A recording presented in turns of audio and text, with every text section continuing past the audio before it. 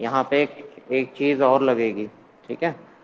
I want you to discover something, तो इसलिए मैंने कुछ क्वेश्चन ऐसे दिए थे, ठीक है, लॉजिकल बेस्ड। तो लेट अस पहले हम स्टार्ट करते हैं। सबसे पहले हमारे पास क्वेश्चन नंबर, एनी क्वेश्चन था कोई, सबके साथ पास सेट में होगा ये क्वेश्चन। फोर्स वोल्टेज या फोर्स करंट इक्वेशंस के ऊपर था। अगर किसी को डाउट है तो मुझे बता देना। This is M1। Free body diagram बनाएंगे हम, केवल याद रखना, फ्री बॉडी डायग्राम के बाद बाकी चीज़ें आपके पार्ट की हैं, ठीक है। A damper was there, a spring constant was there, then a mass M2 was there, ठीक है। A force F was applied, यहाँ पे F was applied, the displacement was x2 and यहाँ पे displacement was x1। तो हमारे पास free body diagram हम क्या बनाएंगे, दो ऑब्जेक्ट का फ्री बॉडी डायग्राम बनाएंगे। एक होगा हमारे पास M1, एक होगा हमारे पास M2। M2 में क्या क्या फोर्सेस लग रही हैं, एक लग रही है हमारी ये फोर्स, ठीक है, फ्रिक्शन भी है, ठीक है, फ्रिक्शन भी है। तो here it is B1, here it is B2 and P3, K1, K2, K1, K2 and B3, ठीक है। तो ये चीजें आपके पास थी। तो फ्रिक्शन हमेशा, मोशन अगर इधर हो रहा है तो बैकवर्ड डायरेक्शन में लगता है, तो एफ B3 हमारी यहाँ लगेगी। स्प्रिंग एक्सपैंड हुई है, वापस से कॉन्ट्रैक्ट होने की कोशिश करेगी, दिस इज FK2। इसके बाद एक स्प्रिंग, ये भी एक्सपैंड हुआ, वापस से क्या करेगा, अपने को वापस से कॉन्ट्रैक्ट करेगा, एंड इस मास की वजह से एक फोर्स, ठीक है। तो हमारे पास जो फोर्सेस होंगी FM2, ठीक है, क्लियर। तो ये इतनी फोर्सेस हमारे पास होंगी। Whereas in case of M1 की अगर हम बात करें, M1 में क्या क्या फोर्सेस है, एक फोर्स देखो, this is expanded, it will try to contract, तो ये इधर फोर्स लगाएगी एंड इधर पे ये इधर फोर्स लगाएगी, सिमिलरली इधर पे भी। तो डायरेक्शन ऑफ फोर्सेस अपोजिट होती है।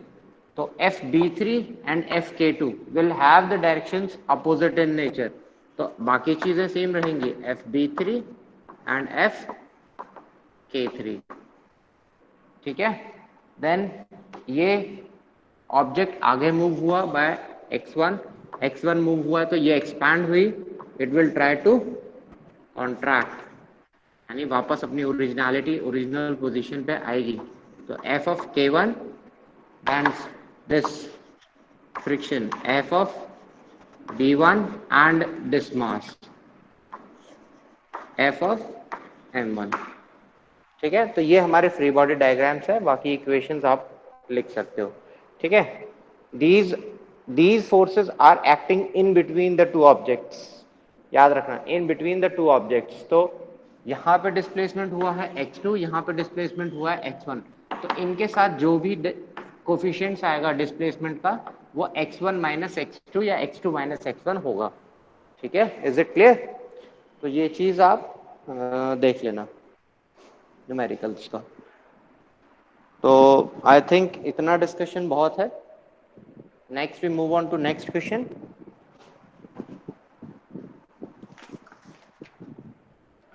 Next question was all about your block diagram reduction, ठीक है। तो ब्लॉक डायग्राम रिडक्शन में जो आपके पास ब्लॉक्स अवेलेबल हैं, एक ब्लॉक, सॉरी, एक समिंग पॉइंट, दो summing point, then object with G1, ठीक है। विजिबल है ना सभी को, हेलो। यस सर, विजिबल है। Yes sir, visual. चलिए मैं देखता हूँ।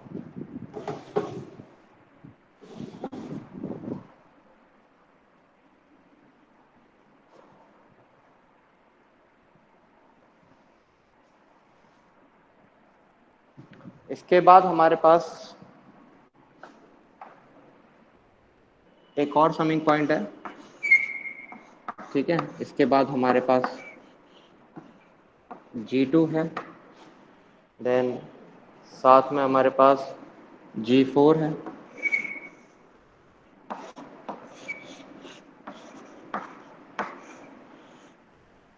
ठीक है। देन एक समिंग पॉइंट आ गया हमारे पास, एंड यहाँ से हमारे पास चीज़ें CS रिवर्ट बैक होनी शुरू हुई, दैट इज H2, एक हुआ यहाँ से हमारे पास H1 माइनस प्लस,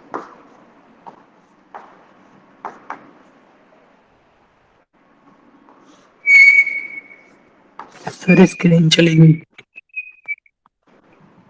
नहीं दिख रहा है, कहाँ से नहीं ब्लर दिख हो रहा बेटा? रखा है और बीच बीच आ गया।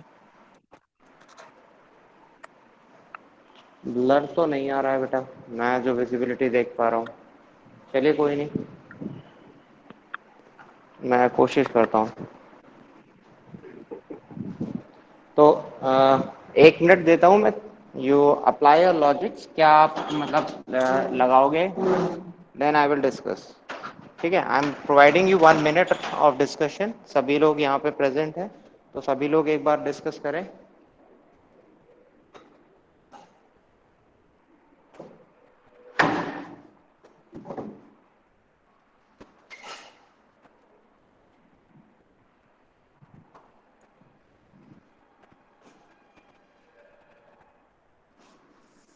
ये स्ट्रेट एक लाइन है, नथिंग एल्स, ठीक है। This is my straight line,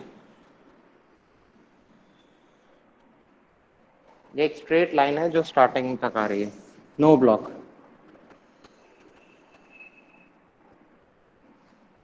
ठीक है। अब सही है,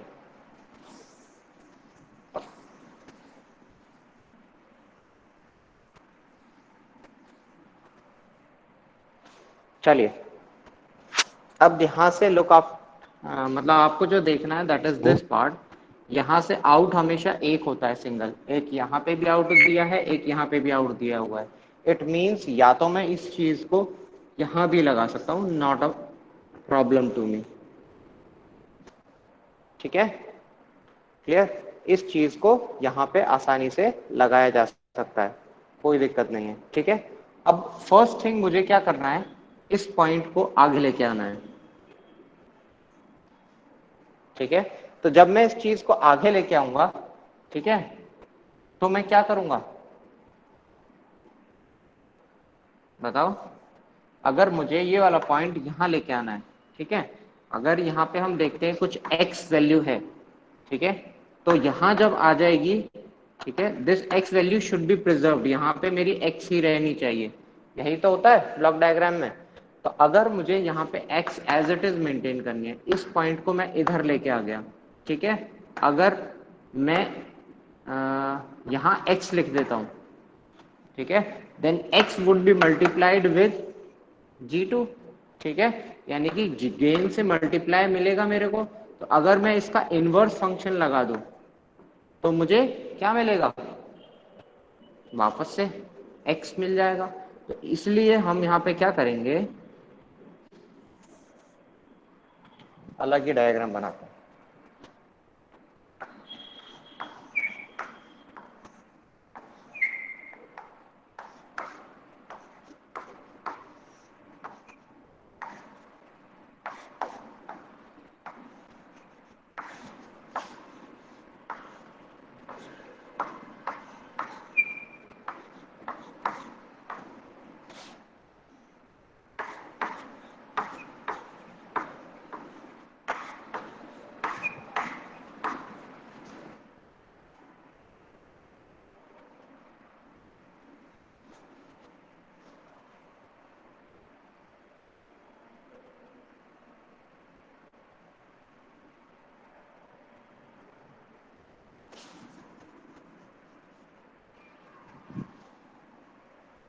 हमने एक मिस्टेक करी बेटा, यहाँ पे एक G3 ब्लॉक भी है and finally a summation point and then output. यहाँ से आपका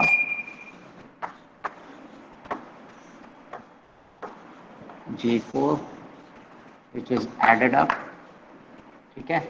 यहाँ से आपका एक फंक्शन जा रहा है, एक फंक्शन यहाँ से जा रहा है, एक फंक्शन यहाँ से जो जा रहा है that is H1 and H2 हमारे पास एक फंक्शन है जो यहाँ जा रहा है, this is plus, this is minus and fine.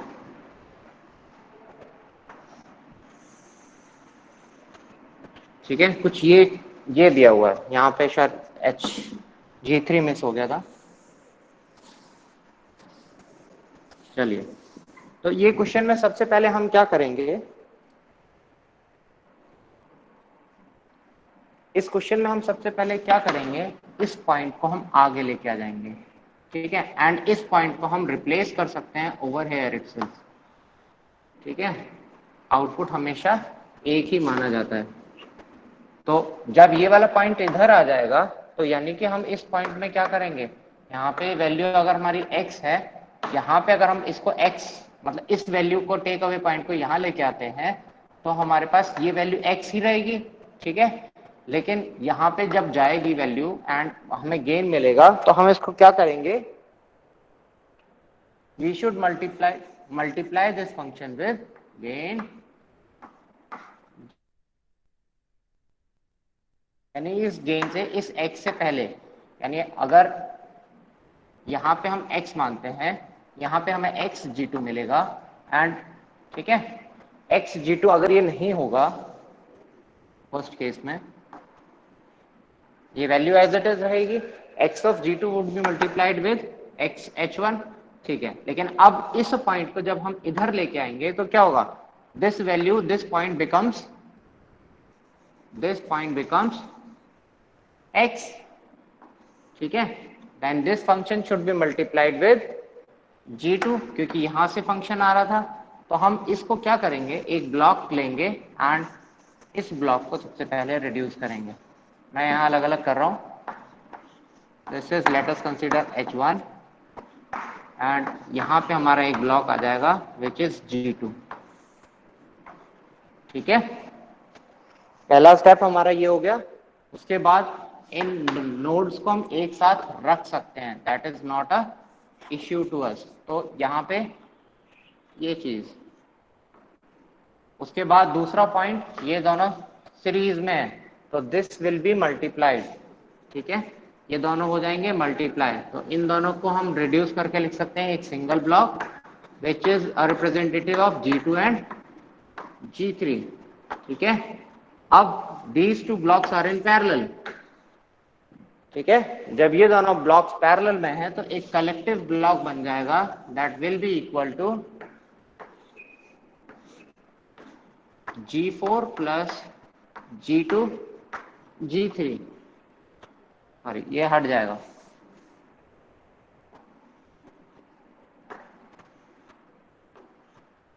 ठीक है, क्लियर। अब नेक्स्ट स्टेप क्या कर सकते हो, आप इस पार्ट को वापस से इधर लेके आ सकते हो, ठीक है। जब इस चीज को वापस आप उधर लेके जाओगे, लेट अस कंसीडर इधर है हमारे पास x, इधर हमारे पास हो जाएगा this transfer function multiplied with x, ठीक है, क्लियर। जब मैं इसको इधर लेके जाऊंगा तो मेरे पास ट्रांसफर फंक्शन की वैल्यू मल्टीप्लाई हो जाएगी। तो अब मुझे क्या करना पड़ेगा, I need to divide with the transfer function. तो मैं क्या करूंगा, इसका inverse 1 upon G4 plus G2 G3, ठीक है, ये ट्रांसफर फंक्शन सप्लाई करूंगा। अब ये तीन ट्रांसफर फंक्शन मेरे कास्केड में आ जाएंगे, ठीक है। अब सिंपली तीन ब्लॉक्स हैं, तीन लूप्स हैं, पहला लूप ये वाला, दूसरा लूप यहाँ वाला एंड तीसरा लूप यूनिटी वाला। तीन लूप्स हैं, तीनों लूप्स को सॉल्व करके you can get the answer. ठीक है, clear? Hello, yes sir, yes sir, yes clear sir. हुआ कैसे आप सॉल्व यस कर सर। सकते हैं? आपको सिंपली क्या करना है, जी पहला sir. Block yes solve sir. Yes. करना है, मतलब पहले इसको सॉल्व करना है, ठीक है, दूसरा फिर इसके साथ सॉल्व करना है, तीसरा यूनिटी फीडबैक के साथ सॉल्व करना है। ठीक है, 3 लूप्स बन जाएंगे, तीनों लूप्स को सॉल्व करके you can get the result. ठीक है, you have to hello, increase your excuse me thought. Sir. हाँ बेटा, बताओ बताओ। सर एक कॉन्सेप्ट और होता है कि जब हम मतलब जो दो समिंग यूनिट एक साथ लगी होती है मतलब सीरीज में, तो हम उसको मर्ज कर लेते हैं, वो सर केस कब पॉसिबल होता है? वो इसमें भी कर सकते हो, यहाँ पे कर सकते हो, लेकिन ऐसा करने से फिर आपको फायदा क्या होगा, मतलब दो समिंग यूनिट्स को आप ऐड एक करके कॉमन नोड बना सकते हो, लेकिन उससे फायदा कुछ नहीं होगा बेटा, यहाँ पे this can not be applied. ठीक है, आप जो फर्स्ट टू जो वो हैं आपके ब्लॉक्स, वो कंबाइन हो जाएंगे, लेकिन उनके देखो टेक अवे पॉइंट्स दोनों अलग अलग लोकेशन से आ रहे हैं। ठीक है, जब दोनों ही अलग अलग लोकेशन से आ रहे हैं तो it becomes a typical thing, या तो वो दोनों एक ही सेम पॉइंट से आ रहे हो, दोनों चीजें सेम पॉइंट से आ रही हो, सेम पॉइंट पे आ रहे, मतलब सेम जगह से आके सेम पॉइंट पे आ रही हो, ऐसा नहीं है। ठीक है, तो इंडिविजुअली हमें एक एक लूप कंसीडर करनी पड़ेगी and we need to solve individually. ठीक है, ओके सर। चलिए, आज ऑलमोस्ट हमारी यूनिट का जो पार्ट है वो ऑलमोस्ट कंप्लीट है, बस एक चीज़ हम इसमें छोड़ रहे हैं, दैट इज डिवाइसेस। ठीक है, हम सिंक्रोनस वो क्या कहते हैं, सिंक्रोनस नहीं, सर्वो मोटर्स वगैरह हैं, कुछ डिवाइसेस हैं, उन हम डिवाइसेस को बाद में करेंगे। ठीक है, जब हम बाद में पढ़ेंगे तब we will do them later on. अब हम स्टार्ट करते हैं हमारी next unit, unit 2, that is time response analysis. ठीक है, तो यूनिट 2 है हमारी टाइम रिस्पॉन्स एनालिसिस। ठीक है, तो हम यहाँ पे टाइम रिस्पॉन्स इवेलुएट करेंगे किसी भी फंक्शन का, and we will check this thing कि हमारा टाइम रिस्पॉन्स किस टाइप के सिस्टम का, किस नेचर का आता है। ठीक है,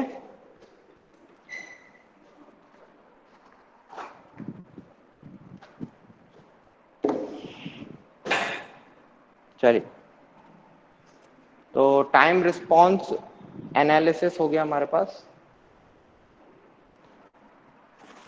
अब टाइम रिस्पॉन्स एनालिसिस स्टार्ट करने से पहले, ठीक है, आपको दो चीजें जो पता होनी चाहिए, that is what do you mean by the type of the system and what do you mean by order of the system. ठीक है, फिलहाल आप इतना जानो कि टाइप और ऑर्डर क्या चीजें हैं। ठीक है, टाइप हमारे पास होता है the highest power of S, independent s. ठीक है, यानी अगर मैं ट्रांसफर फंक्शन की बात करूं, मेरे पास transfer function C S upon R S है, and this C S upon R S is of kind, let us consider 1 upon S, S plus 2। ठीक है, तो टाइप ऑफ द सिस्टम क्या है, तो type of the system is being defined as the highest power of independent s.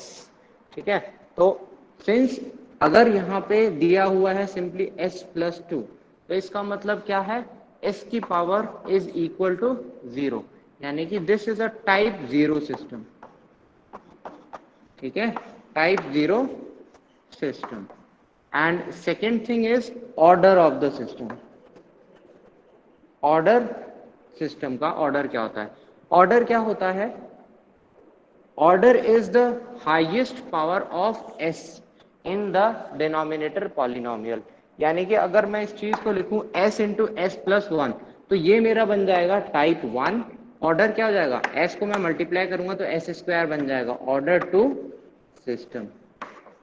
ठीक है, तो type क्या है, इंडिपेंडेंट एस की जो हाईएस्ट पावर होगी। अगर मैं बात करूं फॉर एग्जांपल, आप कंसीडर करो मेरे पास ट्रांसफर फंक्शन है S square plus S plus 1 S plus 3, क्या होगा इसका टाइप, क्या होगा बताओ सभी, what is the type of the system, such systems. Type क्या है? इंडिपेंडेंट एस की हाईएस्ट पावर।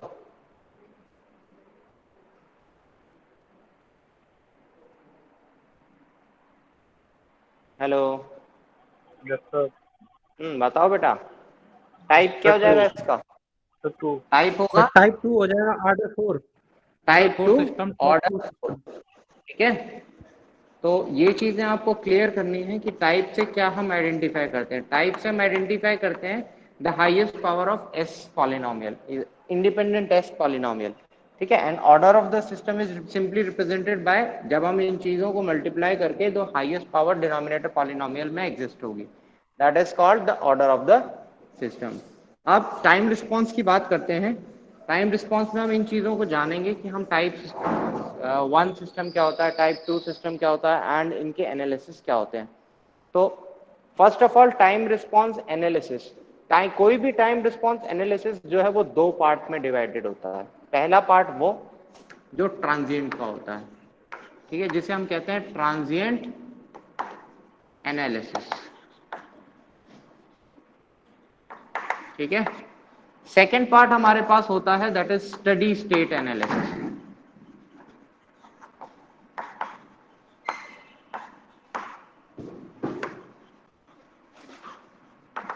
ठीक है, ट्रांजिएंट्स एनालिसिस मतलब ये हो गया कि हम कितना ट्रांजिएंट्स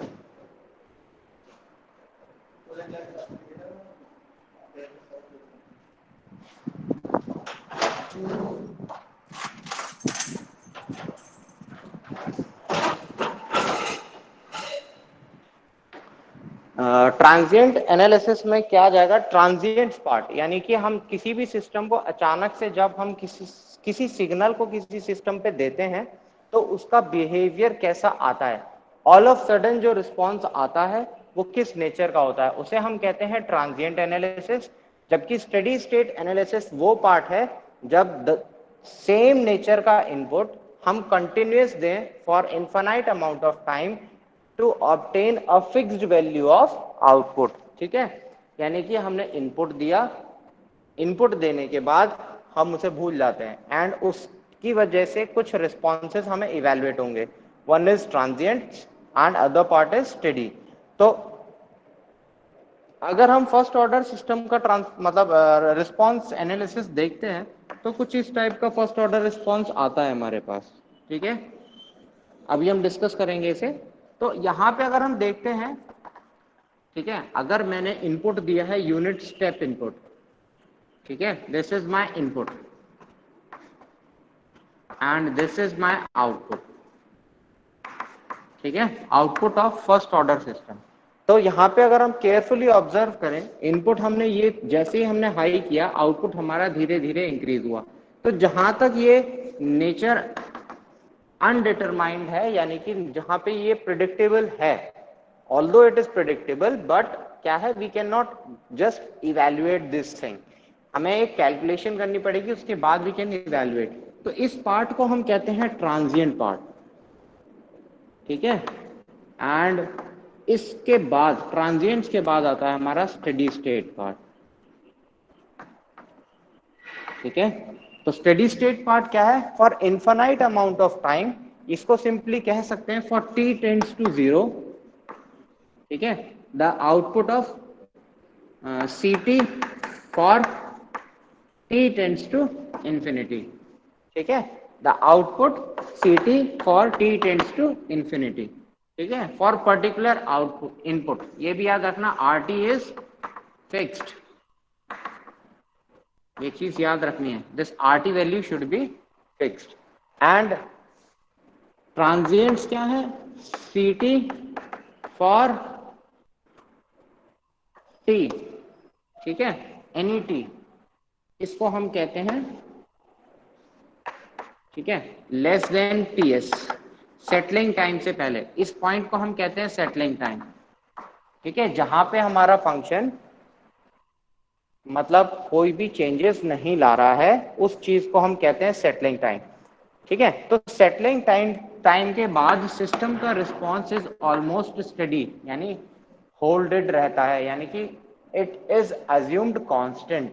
तो आफ्टर सेटलिंग टाइम जो हमारे सिस्टम की स्टेट्स रहेंगी दैट इज स्टेडी, इसलिए हम उसको स्टेडी स्टेट रिस्पॉन्स कहते हैं। एंड उस पॉइंट से पहले हमारे responses are varying in nature, जिसे हम ट्रांजिएंट्स कहते हैं। ठीक है, तो टाइम रिस्पॉन्स एनालिसिस बेसिकली हम करते हैं टू इवेल्युएट दिस पार्ट। ठीक है, to evaluate my transients for a stable system. ये भी याद रखना है, किसी स्टेबल सिस्टम के लिए हम ट्रांजिएंट एनालिसिस करते हैं। ठीक है, क्लियर? आपके शायद क्विजेस आ गए होंगे, you can go and check and complete your quizzes. I am providing you 1 minute।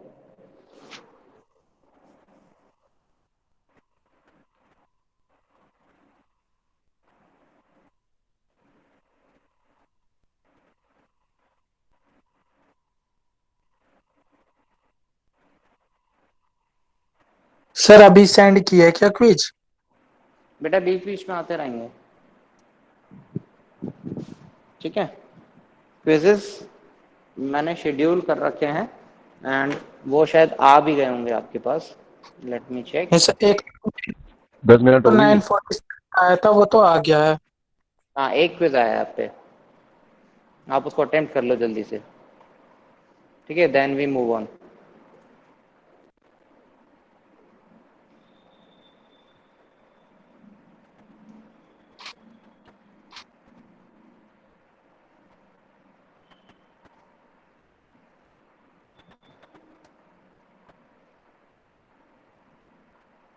हो गया सर।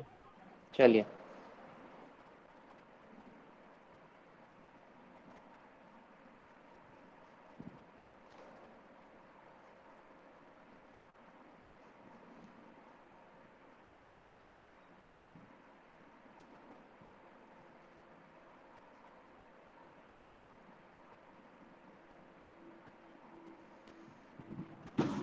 तो यहां से आप देख सकते हो, अगर मैं कंसीडर करूं, मैं रिस्पॉन्स अगर इवेल्युएट करूं, what is my response? Response is C T.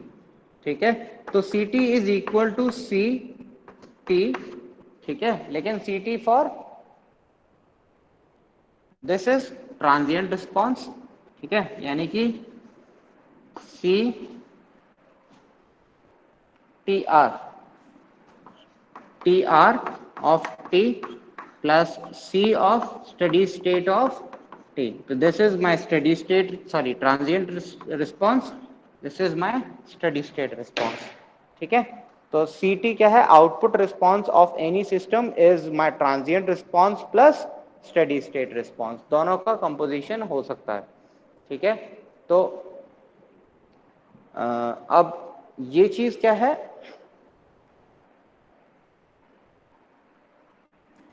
अब स्टेडी स्टेट रिस्पॉन्स को हम ऐसे भी देख सकते हैं, when t tends to infinity. ठीक है, यानी कि response of c t transfer function when t tends to infinity. ठीक है, एंड द रिस्पॉन्स ये क्या हो जाएगा? When t tends to 0। ठीक है, the response c T when t tends to 0, जैसे ही हमने इनिशियल इनपुट दिया, तो हमने इनपुट कब दिया? At t is equal to 0। ठीक है, at t equal to 0 plus अगर हम थोड़ा सा टाइम एडवांस करें, तो वहां पे जो रिस्पॉन्स होगा that is defined as the transient response. And the steady state response is the response when t tends to infinity. After a large amount of time, the response of any system for a particular input is known as steady state response. Also, this response should be for stable system. ठीक है, stable system होना चाहिए। अगर unstable system होगा, इसका मतलब the system value can go up to infinity, which should not be the case. ठीक है, तो सी t value should be contained for a stable system. ठीक है, and these values to be matched. ठीक है, तो जहां पे this is transient response, that is steady state response. ठीक है, अब बात करते हैं नेक्स्ट पार्ट की, that is the standard test signals. आपने लास्ट सेमेस्टर में पढ़े होंगे स्टैंडर्ड टेस्ट सिग्नल्स। ठीक है, सिग्नल एंड सिस्टम में पढ़े होंगे आपने। तो हमारे पास 3 टाइप के सिग्नल्स होते हैं, वही सिग्नल्स हम यहाँ यूज करेंगे। वाई वी यूज दो सिग्नल्स? क्योंकि हम उन्हें स्टैंडर्ड बना के चलते हैं कि उन सिस्टम्स की वजह से हमारा कोई भी system can be easily evaluated. ठीक है, तो सबसे पहला सिस्टम होता है, सबसे पहला हमारे पास जो सिग्नल होता है that is first impulse signal. ठीक है, इम्पल्स सिग्नल। ठीक है, this is represented by del t and this system is just the signal. ठीक है, signal at t equal to 0। ठीक है, इसकी एक्चुअल में वैल्यू तो होती है इंफिनिटी। ठीक है, but this value is contained. ठीक है, कोशिश करते हैं, यूनिट स्टेप की बात करते हैं, तो यूनिट स्टेप में this value, sorry unit impulse में हम इसकी वैल्यू को कंटेन रखते हैं 1 एंड 0 अदरवाइज। ठीक है, यानी कि other than this 0 this signal is 0। ठीक है, तो इसका मतलब अगर मैं इस सिग्नल को रिप्रेजेंट करूं तो this signal is represented by simply, अगर ये है तो दिस सिस्टम। ठीक है, at t is equal to 0। ठीक है, यहाँ पे हमारा हो जाएगा t and this resembles my del t। ठीक है, but in practical approaches this signal can not be used. तो इसकी हमने डेफिनेशन चेंज करी and the definition goes like this area. ठीक है, the area contained by N impulse signal that is del t must be equal to 1। ठीक है, the area contained, इसका मतलब क्या है, integration of from minus infinity to infinity del t dt must be equal to 1। This is the definition of a impulse signal. तो इसका मतलब क्या है, हमने इस सिग्नल को थोड़ा सा मॉडिफाई किया and my practical signal becomes. ठीक है, अगर मैं एम्पलीट्यूड लेता हूं 1, ठीक है, तो this should be, the area should be minus half to half. ठीक है, अगर दिस बिकम्स कंप्लीट यूनिटी तो 1 multiplied by 1 amplitude of the system 1, that is the area is equal to area enclosed by an impulse signal is equal to unity। ठीक है, अगर मैं इसी चीज पे जाता हूं तो इसी चीज से मुझे एक आइडिया लगा that Laplace transform of del t अगर मैं इवेल्युएट करूं तो by the definition the area enclosed under the curve is equal to 1। ठीक है, तो लाप्लास ट्रांसफॉर्म है क्या चीज, basically integration of minus infinity to infinity E की power minus S T F T D T. ठीक है, where F T is del t। ठीक है, this signal is del t and del t की definition अगर मैं यहां put करता हूं तो इट सिंपली मीन्स 1। ठीक है, तो it simply means 1, this entire thing means 1। तो Laplace transform of an impulse signal is equal to 1 always. ठीक है, याद रखनी है ये चीज।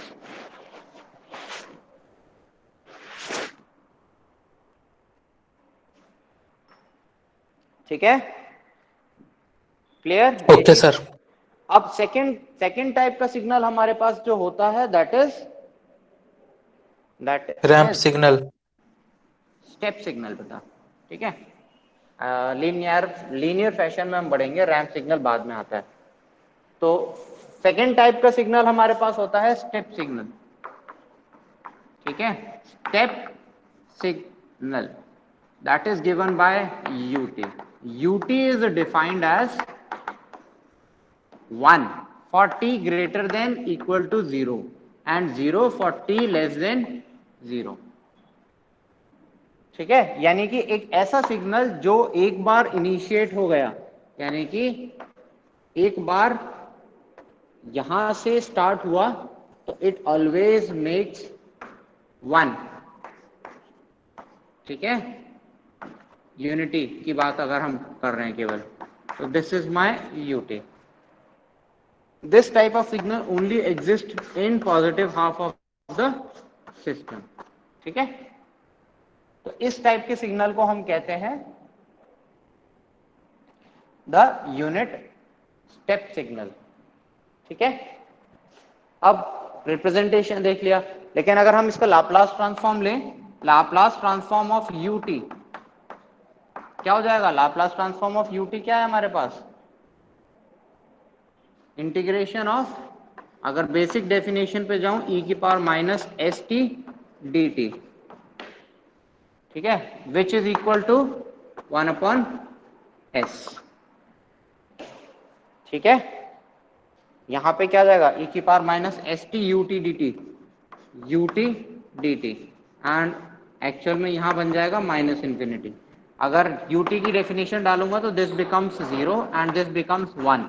इसका मतलब this function is existing from 0 to infinity. तो अगर मैं इसको इंटीग्रेट करूंगा it will come out to be as 1। ठीक है, इसको इंटीग्रेट करना पड़ेगा। ठीक है, सिमिलरली अगर मैं थर्ड टाइप के सिग्नल की बात करूं, अब ये भी छोड़ो, इसी सिग्नल की थोड़ी सी एलोबरेटेड फॉर्म देखते हैं। अगर मैं इसी सिग्नल को बात करता हूं, तो अगर मैं बहुत सारे डेल्टी एक्यूमुलेट कर लूं, ठीक है, एट वेरियस लोकेशंस, ठीक है, यानी कि समेशन ऑफ,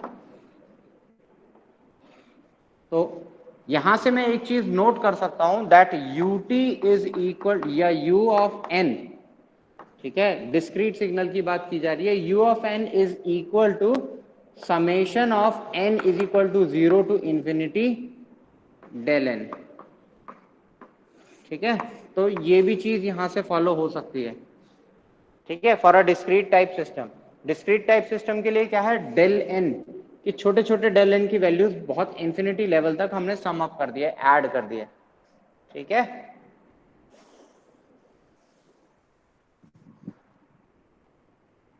अब थर्ड टाइप ऑफ सिग्नल जो हमारा होता है, थर्ड टाइप ऑफ सिग्नल हमारे पास होता है रैंप सिग्नल। ठीक है, that is given by small R T, ठीक है, which is equated as T U T. ठीक है, T U T at T greater, U T अगर नहीं लगाऊंगा तो, ठीक है, यू टी नहीं भी लगा सकते आप, for T greater than equal to 0 and 0 otherwise. ठीक है, या ये कह सकते हो टी लेस देन 0।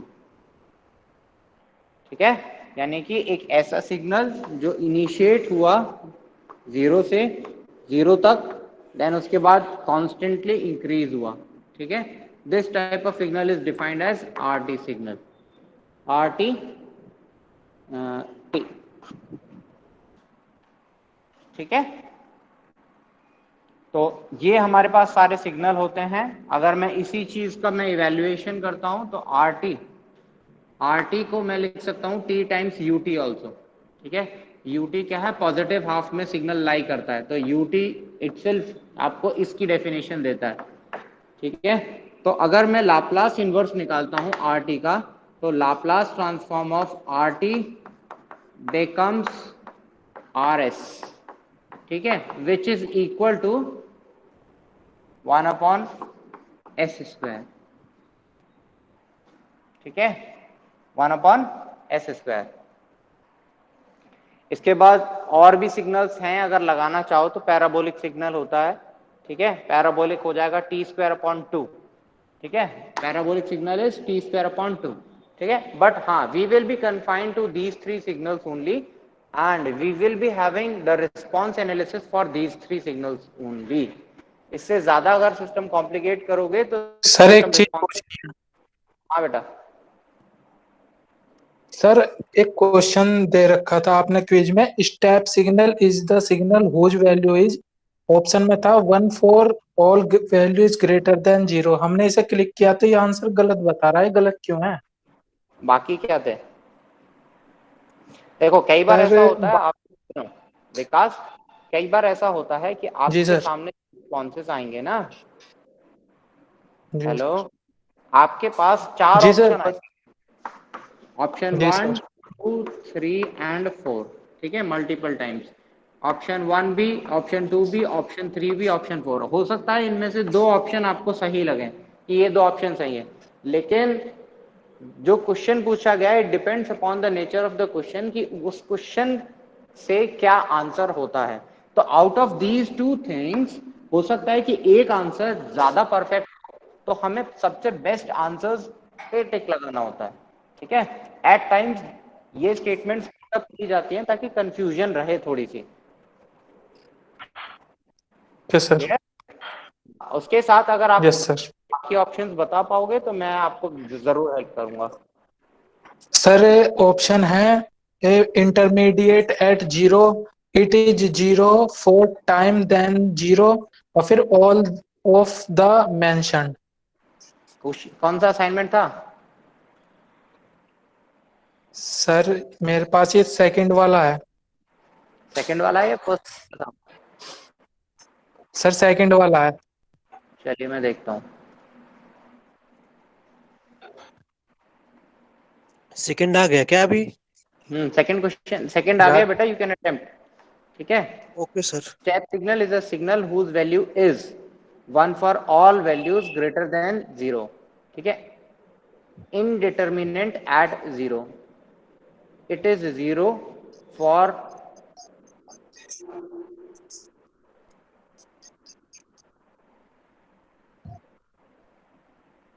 बेटा एक चीज ध्यान से देखो, ए और सी ऑप्शन जो है वो तो मैच करते हैं परफेक्टली। हाँ ये मैच करते हैं। अब देखो बी ऑप्शन भी मैच करता है, रीजन बीइंग कि आप कुछ लोग यूटी की डेफिनेशन ऐसे भी देते हैं, U T is equal to 1 for t greater than 0 and 0 for t less than 0। तो t की at t is equal to 0 it is undetermined।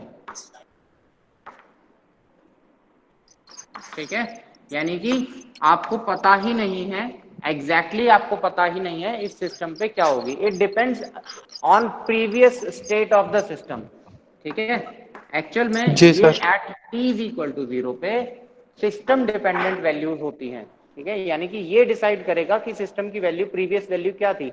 अगर वो 1 थी, ठीक है, तो वो 1 ही रहेगी। अगर वो 0 थी तो वो 0 रहेगी। जैसे कि आप ऑनसेट करते हो, यानी कि किसी भी स्टेप सिग्नल को जब स्टार्ट इनपुट देते हो, ठीक है, तो उस केस में जी सर। Initial value is 0। तो एट टाइम्स डेफिनेशन ये कहती है कि this should be greater than 0, sorry 1, it should be 1 for t greater than 0। ठीक है, बट जी सर। ये भी कंडीशन फॉलो हो सकती है। ठीक है, इट सर डिपेंड्स। इसमें सर जो अनडिटरमाइंड वाली चीज दे रखी है स्टेप सिग्नल में, तो हमने पिछली बार भी पढ़ा था कि वो t इज ग्रेटर देन 0, इसमें तो क्या नाम है 1 पे भी, और t इज लेस देन 0 पे, ये दोनों डिफाइंड है स्टेप सिग्नल में, तो ये डिफाइंड होती है। बेटा इट डिपेंड्स, अब आप जो स्टैंडर्ड बुक्स अगर रेफर करोगे तो वहाँ t ग्रेटर देन 0 के लिए डिफाइंड है, t एग्जैक्टली इक्वल टू 0 के लिए डिफाइंड नहीं है। हालांकि हम एकेटिव के अकॉर्डिंग पढ़ रहे हैं कि that it should be t। अगर आप स्टैंडर्ड बुक्स रेफर करोगे तो वहां पे t greater than equal to 0 लिखा है, कभी भी t इक्वल टू 0 की बात वो नहीं करते हैं। ठीक है, ऑल्दो हम ये कहते हैं कि हमने अपना input signal t is equal to 0 पे दिया है। ठीक है, we have supplied a signal at t equal to 0, लेकिन वो लोग कहते हैं हम t इक्वल टू 0 प्लस पे अपना सिग्नल देते हैं, एग्जैक्टली t इक्वल टू 0 पे नहीं दे सकते। ठीक है, तो ये छोटी मोटी चीजें हैं, that is not a problem. ठीक है, नहीं सर, ये एट दरअसल टाइम्स मैंने ना, ये दरअसल मैंने सर वो क्या नाम है, ये गेट एकेडमी की कोचिंग वाला था, उससे बना रखा था। तो मैंने अभी भी अपना रजिस्टर खोल के देखा था ना, उसमें भी यही बात, मतलब पॉइंट क्लियर कर रखा है कि ये t इज लेस देन 0 पे है। और जो सर आपने ये वाली बात बताई थी ना, वो स्टेप सिग्नल के लिए थी कि उसमें डिटरमाइन नहीं होता, इसलिए इस लेस देन 0 और इक्वल टू 0 के बराबर ही रखा जाता है। इसलिए सर जब ऑप्शन आया था तो इनडिटरमाइंड वाले ऑप्शन को मैंने इसलिए नहीं सिलेक्ट करा, क्योंकि वो फिर एडजस्ट ही नहीं करता, फिर उसके हिसाब से तो फिर ये गलत हो जाएगा ना ऑप्शन। कोई दिक्कत नहीं बेटा, it depends upon person to person how the definitions he matches. ठीक है, मैं नहीं कहता, आपने डेफिनेशंस कहीं और से भी ले सकते हो। ठीक ठीक है। बट ओनली जो चीजें समझनी है, दैट इज द पर्पस, कि कई बार डेफिनेशन इस तरीके से भी दी जा सकती है, ठीक है। For T greater than 0 this value is 1, for T less than 0 this value is 0, ठीक है। या एग्जैक्टली मैं बताऊं तो इक्वल टू कहीं मैच नहीं होता है, ठीक है। बट हाँ, आप जब जितनी भी हसन सईद पढ़ोगे या बीएस मान के पढ़ोगे, ठीक है, थ्योरेटिकली हम ये मार्क करते हैं, theoretically we put ut is equal to 140 greater than equal to 0 theoretically, ठीक है। ये सारी चीजें ओके थ्योरी सर। पे हैं।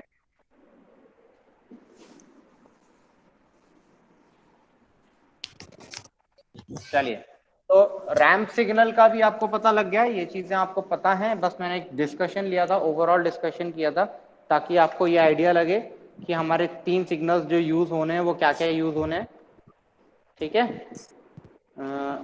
पैराबोलिक सिग्नल्स भी होते हैं, but we can leave that topic. तो अब हम बात करते हैं हमारे फर्स्ट ऑर्डर सिस्टम की। फर्स्ट ऑर्डर सिस्टम, ठीक है। तो हमारे पास पहला ऑर्डर का सिस्टम है, यानी कि डिनोमिनेटर में हाईएस्ट पावर मल्टीप्लिकेशन करने के बाद highest power should be equal to 1। Let us consider हमारे पास जो सिग्नल है, मतलब सिस्टम गेन है, is having a system gain of 1/st, ठीक है। तो अगर मैं इसके क्लोज लूप सिस्टम बनाता हूं, तो close loop system can be defined as 1/st, output हमारा हो गया ps, हम, ठीक है। अब यहां पे एक चीज है, हम hs को we will always consider equal to 1। We will consider कि हमने कोई भी चीज फीडबैक में नहीं लगाई है, and it is being said like, हम जो भी चीजें यहाँ पे कर रहे हैं,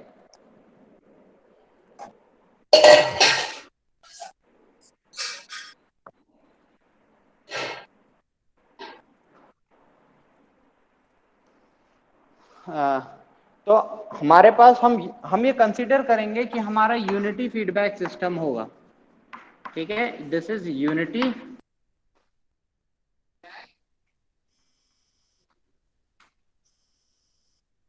ठीक है।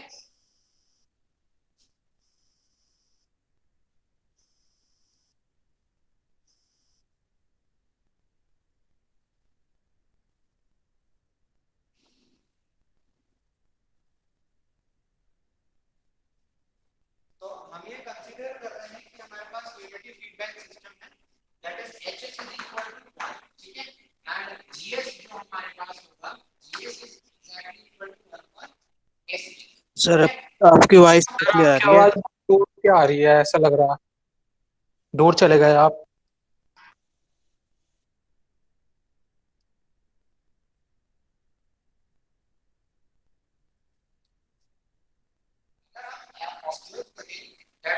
What is cs upon rs?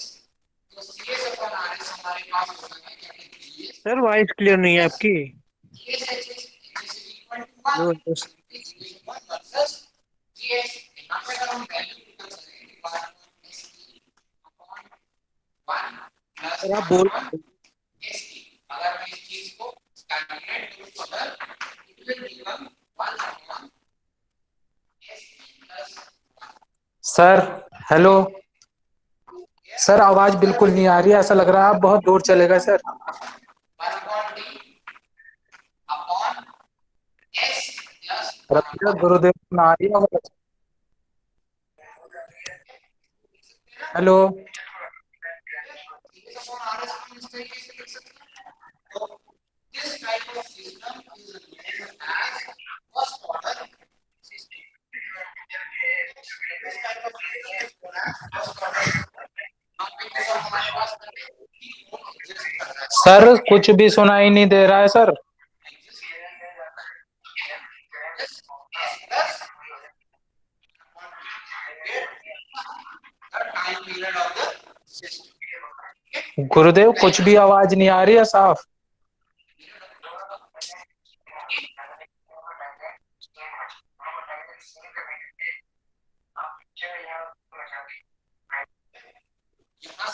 Sir voice नहीं।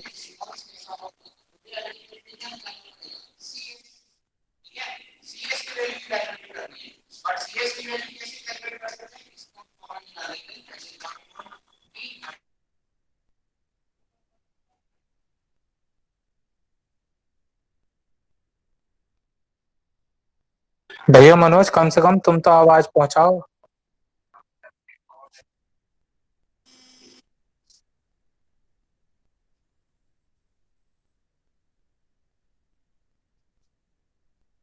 सर वॉइस क्लियर नहीं है आपकी।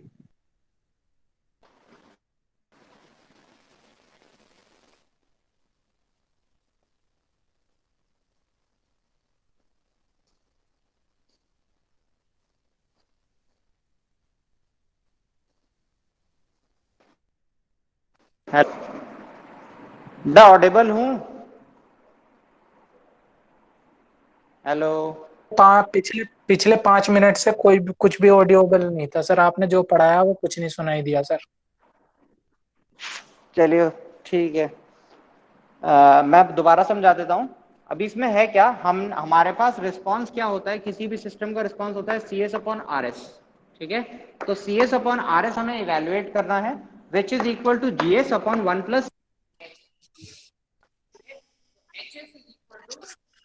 सर फिर चली गई।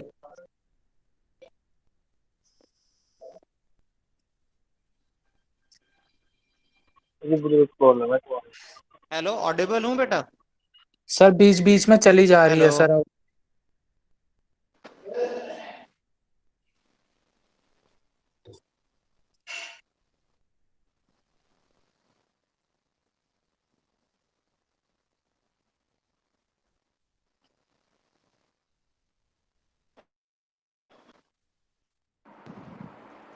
हेलो।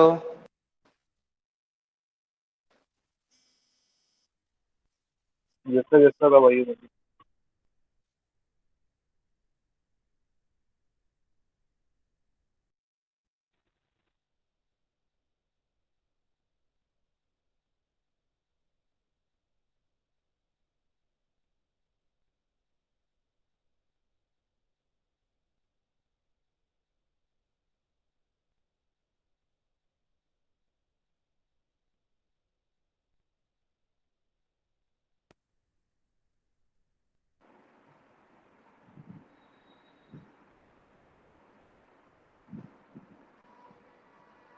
हेलो।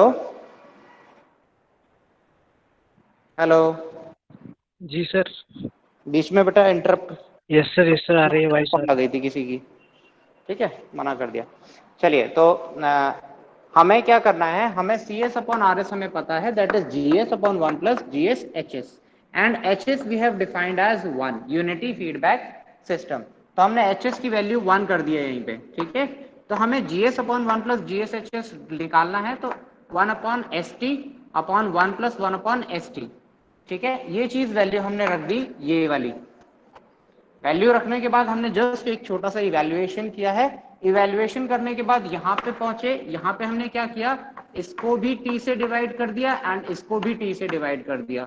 ठीक है, जब हम दोनों चीजों को t से डिवाइड कर देंगे तो यहाँ पे हमारे पास न्यूमरेटर बन जाएगा 1/t एंड डिनोमिनेटर बन जाएगा s प्लस 1/t। क्यों किया ऐसा, ताकि ये हमारा फ्री रहे। ठीक है, क्यों, क्योंकि हमें पता है दैट अगर हमें इसका लाप्लास इनवर्स निकालना है तो Laplace inverse of 1/s plus a is equal to e की पावर माइनस at ut। ठीक है, तो ये चीज हमें पता है, इसलिए हमने कोशिश किया कि हम एक नोन फॉर्म में कन्वर्ट करें। ठीक है, तो इसके बाद हमने सी एस की वैल्यू इवेलुएट करनी है, तो हम सी एस की वैल्यू कैसे इवेलुएट कर सकते हैं, सी एस की वैल्यू इवेलुएट कर सकते हैं 1/t into the this function, जो बचेगा 1/t बाहर निकाल लिया, and multiplied by R S, where R S क्या है, R S is R input type. ठीक है, it is the type of input which we are supplying to it. ठीक है, अब पहला केस हम कंसीडर करते हैं, let us consider first case, the input is of impulse type.